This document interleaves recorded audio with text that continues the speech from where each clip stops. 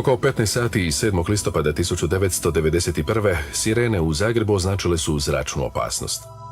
Gotovo istodobno se nad gornjim gradom nadvio oblak prašine i dima. 2 jugozrakoplova su u iznenadnom napadu raketirala Banske dvore i radnu sobu predsjednika Tuđmana, koji je pukim slučajem izbjegao smrt. Jedan je građanin ubijen, a pričinjena je i znatna materijalna šteta. Vijest o zločinačkom atentatu izazvala je ogorčene reakcije širom svijeta.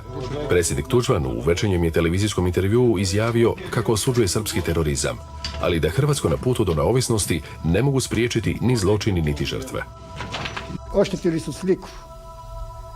Dobrim dijelom su razorili ovu svečanu dvoranu i Banske dvore, ali su time barbari postigli suprotno što su htjeli.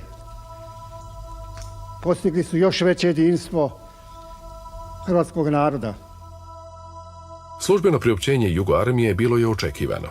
Generali su porekli bilo kakvu upletenost u pokušaj atentata. U Beogradu su čak tvrdili da jugoslavenski bojni zrakoplovi nisu ni letjeli toga dana.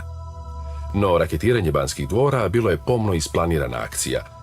Naime, u trenutku raketiranja u pogođenoj sobi dr. Tuđman nedugo prije razgovarao s tadašnjim premijerom Jugoslavije, Antom Markovićem, i s predsjednikom Jugoslavenskog predsjedništva Stipom Mesićem. Plan je bio da se jednim udarcem obezglave i Hrvatska i Jugoslavija. Računalo se da će bez Tuđmana Hrvatska pretrpjeti brz vojni slom. Mesića bi zamijenio srpski član predsjedništva, bilo bi proglašeno izvanredno stanje i vojska bi izašla na ulice. Srpski zločinački naum spriječila je tek slučajnost.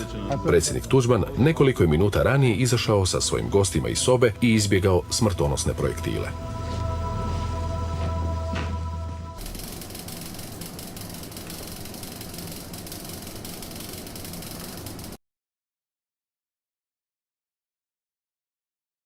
Mi smo bombardovali sve njihove gradove.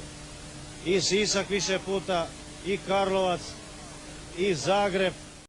Tučemo i dalje Zagreb, razaramo njihove gradove.